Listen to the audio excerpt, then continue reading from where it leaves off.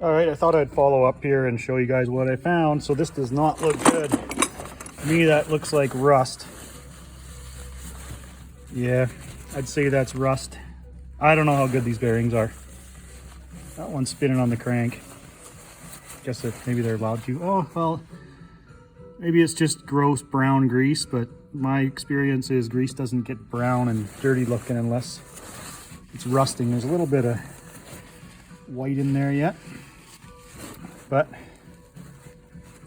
I'll check it out.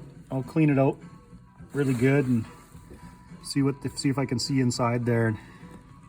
Ooh, I don't like the looks of that. Definitely do.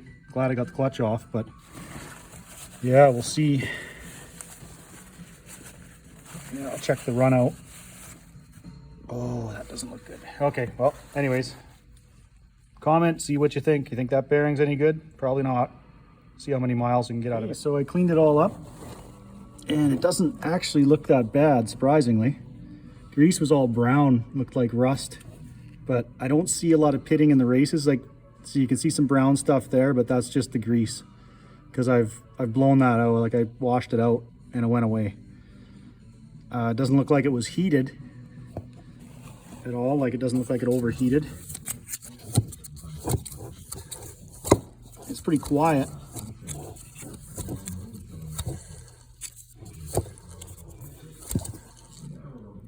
So I don't know, thinking about re-greasing it, and maybe I won't put too many more miles on it before I replace it. Okay, so I greased the PTO bearing up and put a new seal in there, put the seal retainer back on.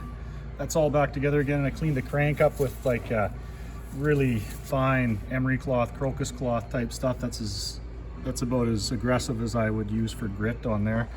And then the inside of the clutch, I just polished that up too, because there was a little bit of rust in there. So I don't know, I think that I'm not gonna put too many more miles on this thing before I tear it down. It's kind of a waste of grease. What I should have done, I think, is just tried to use Metalon grease maybe in there, because I'm kind of thinking that, you know, everybody swears by Isoflex, but Metalon's probably the best bearing grease you can get. And, I mean, if this bearing isn't in that great a shape, and I think it's getting close, I was thinking that it might be a good time to put some in there, pull the clutch off again in a few hundred miles or kilometers, whatever, and see what the bearing looks like, see what the grease looks like. Because, like I say, I think I'm gonna have to replace it pretty soon anyways, rebuild this engine. So I'm gonna put a little bit of Never Seas on the end of the crank, slap this on, slap this clutch on with one hand. I'm gonna put the belt on before I do that. So anyways, torque the bolt. I've got the bolt all cleaned up. I can't believe that the threads are still in good shape after what I've done to it. But the forums are saying, the guys online are saying that the bolt is about 85 foot-pounds you want on this. So I think it says between 83 and 87, so give or take. And then ride it. They're saying ride it for about 10 hours, you know, hit the brakes on the trail, get it warmed up, cooled off, a couple heat cycles. They said check it a couple more times, just check the torque on it. But don't put these back in with an impact or just guessing the torque, because you're either going to get them way too tight, like whoever did this one, or you're not going to get it tight enough, you're going to have problems. I'm assuming this clutch has been off before and it's been tightened up, because all the videos that I watched about guys taking off stuck clutches, all the posts I read on the forum, they said it never takes what it took me unless somebody's over torqued it. So I'm assuming that's what happened.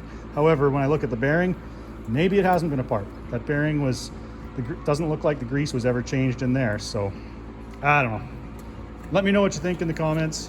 If you think that bearing's still kind of, you know, if it's in okay shape. I think it's risky running it for very long. Like I say, I might run it for a few more rides, but we got a lot of season left, and I don't want to be getting hellied off the mountain. So I think that I'm gonna err on the side of caution and just miss a few rides. It sucks because we got such good snow this year, but I might have to miss part of the season. But I think that this thing's ready for a top end anyway. It's got 4,600 kilometers on the sled right now, so to me that's kind of borrowed time on a top end on a mountain sled. So let me know what you think, if you'd run that bearing or not.